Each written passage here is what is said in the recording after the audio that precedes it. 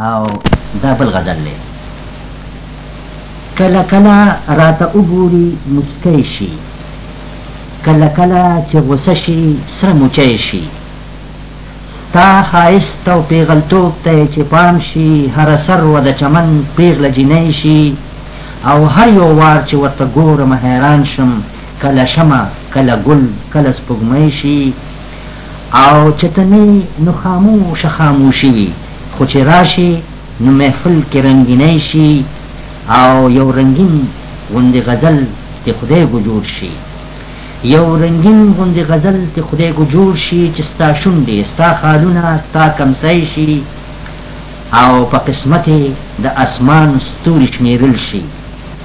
په قسمت د اسمان ستوري شمیرل شي، د هر چا چې خپلې ځوانې شپې پردی شي، او ستا نتکۍ ته نه رسیږي که دا میاشت ستا، ستا نتکۍ ته نه رسیږي که دا میاشت ستا، دې نه زیاته هم کږه شي او نری شي،